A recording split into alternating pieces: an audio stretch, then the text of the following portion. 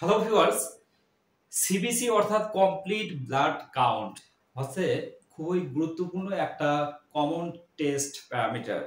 সাধারণত ডাক্তারের কাছে গেলেই ডাক্তার রোগীকে সিবিসি নামক এই টেস্টটি কমনলি অ্যাডভাইস করে থাকেন।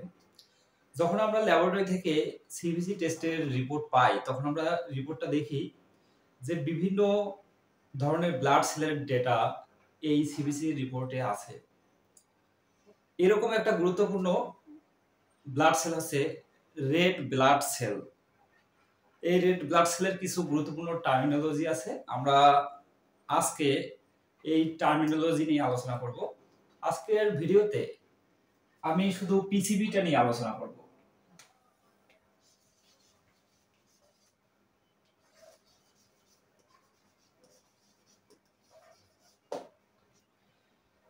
এই রেড সেল ইন্ডিসিস এর মধ্যে আছে এমসিবি, এমসিএইচ, এমসিএইচসি এবং আরডিডব্লিউ। এই টার্মিনোলজি ভালোভাবে বুঝতে গেলে আমাদেরকে পিসিবি সম্পর্কে জানতে হবে। আজকের ভিডিওতে আমি এই পিসিবি নিয়েই আলোচনা করব। এর পুনরূপ হচ্ছে কি প্যাকড সেল ভলিউম। এখানে এই সেলটা বলতে আরবিসি কে বোঝানো হচ্ছে।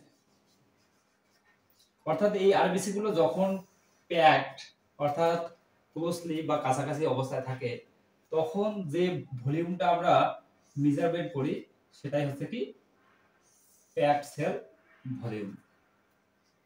আমরা আরো একটু সহজভাবে বোঝার চেষ্টা করি। আমরা যদি একটা টেস্ট টিউবে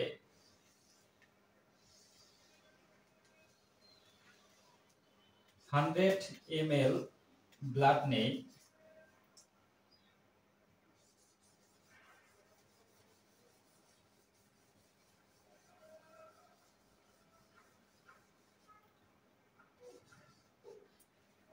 ধরুন একটা টেস্ট টিউবে আমরা 100 ml ব্লাড নিলাম, তারপরে ল্যাবরেটরিতে এই ব্লাডটাকে আমরা সেন্ট্রিফিউজ করলাম। তখন আমরা দেখতে পাবো যে প্লাজমা এবং ব্লাড সেল দুটাই পৃথক হয়ে গেছে।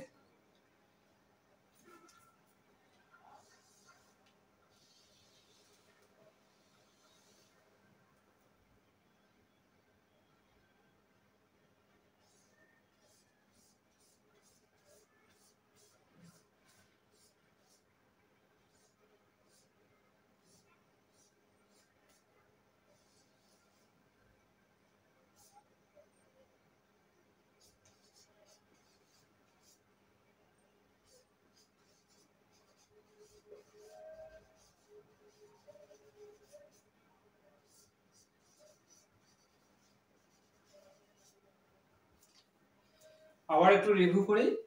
আমরা 100 ml ব্লাড নিলাম, সেটা ল্যাবরেটরিতে সেন্ট্রিফিউজ করলাম। আমরা সেন্ট্রিফিউজ করার পরে দেখতে পাচ্ছি যে নিচে আরবিসি জমে আছে, তার উপরে থাকে কি বাফি কোট, তার উপরে প্লাজমা। অর্থাৎ প্লাজমা এবং আরবিসি এটা টোটালি সেপারেট হয়ে গেছে। এখন এই আরবিসি গুলো এখানে কি অবস্থায় আছে? এখানে প্যাকড অবস্থায়, কাছাকাছি লাগানো অবস্থায় আছে। এখন যেসব আরবিসি গুলো এখানে লাগানো অবস্থায় অর্থাৎ প্যাকড অবস্থায় আছে, এগুলো কত পরিমাণে আছে অর্থাৎ কত ভলিউমে আছে, সেই জিনিসটাই হচ্ছে পিসিবি, প্যাকড সেল ভলিউম। অর্থাৎ blood total volume of blood এর কতটুকু পরিমাণ জায়গা আরবিসি দখল করে আছে, তার যে ভলিউমটা, তার যে মেজারমেন্ট, এটাই হচ্ছে কি পিসিবি, প্যাকড সেল ভলিউম। এখন আমরা দেখব যে পিসিবি এর নরমাল রেঞ্জ।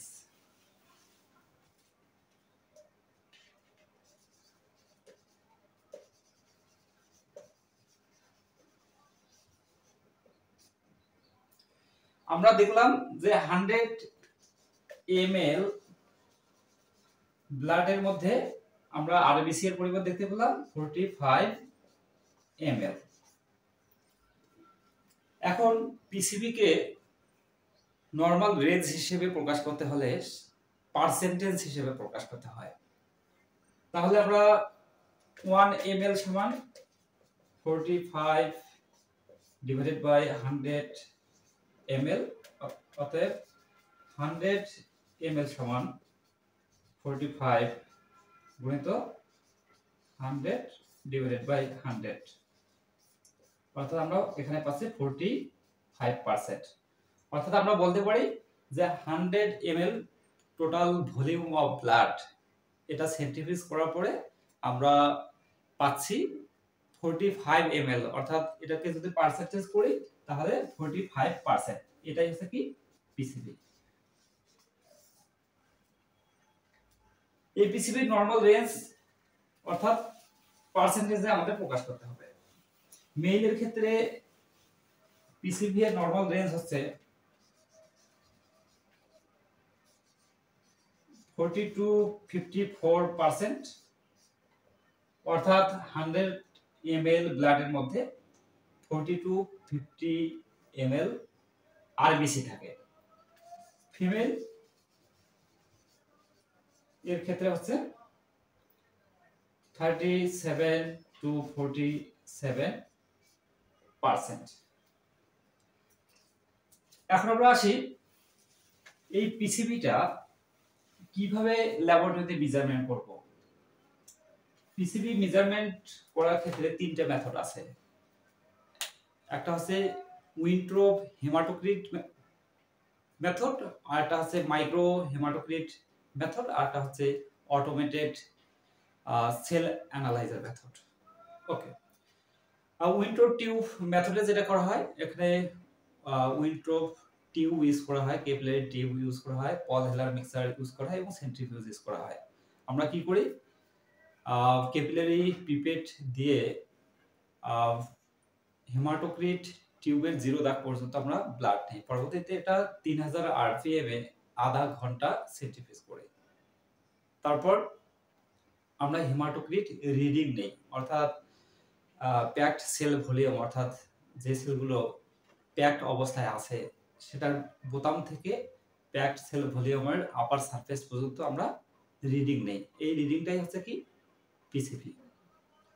আর মাইক্রো হেমাটোক্রিট টিউব, অর্থাৎ এখানে ক্যাপিলারি টিউব ইউজ করা হয়, কিন্তু এটা খুবই স্মল একটা ক্যাপিলারি টিউব, যার লেন্থ হচ্ছে 75 মিলিমিটার, যার ইন্টারনাল ডায়ামিটার হচ্ছে 1 মিলিমিটার এবং থিকনেস হচ্ছে 0.2 থেকে 0.25 মিলিমিটার। আর অটোমেটেড যে সেল অ্যানালাইজার আছে, এই অটোমেটেড সেল অ্যানালাইজারের মাধ্যমে অটোমেটিক্যালি পিসিবি এর রিডিং পাওয়া যায়। এখন আমরা শিখব যে এই পিসিবিটা কোন কোন কন্ডিশনে বাড়ে।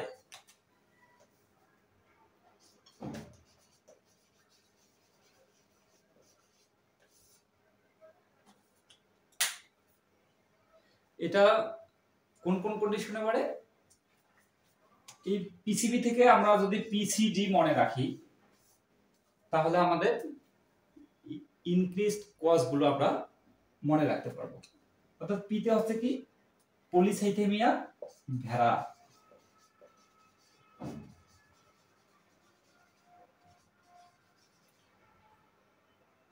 তারপর হচ্ছে সিতে হচ্ছে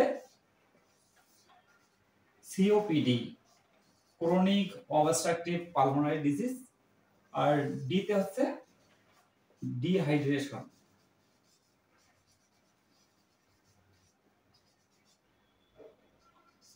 অথবা ডেঙ্গু। ডিহাইড্রেশন অথবা ডেঙ্গু এর কারণে কিন্তু পিসিবিটা বাড়ে। ডিহাইড্রেশনে কি হয়, এটা অ্যাকিউট গ্যাস্ট্রোএন্টারাইটিস হয় অথবা ভমিটিং বা কলেরা হয়। আর ডেঙ্গু এর ক্ষেত্রে পিসিবিটা বাড়ে কারণ হচ্ছে ডেঙ্গু এর ক্ষেত্রে প্লাজমাটা লিকেজ হয়ে যায়। যখন প্লাজমাটা লিকেজ হয় অর্থাৎ ব্লাড ভেসেলটা রাপচার হয়, তখন কিন্তু আরবিসি গুলো ব্লাড স্ট্রিমে চলে যায়, যার ফলে পিসিবিটা বেড়ে যায়। আর যেসব ক্ষেত্রে পিসিবি কমে সেগুলো হচ্ছে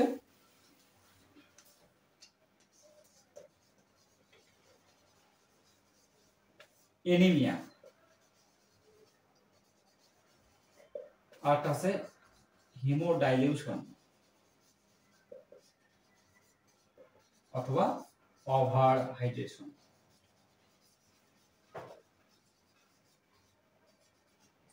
হ্যালো ভিউয়ার্স, আজকে আমি পিসিবি এর বেসিক ক্লাস নিলাম।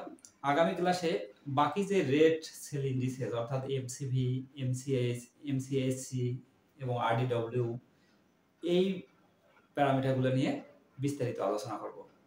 Thank you for watching.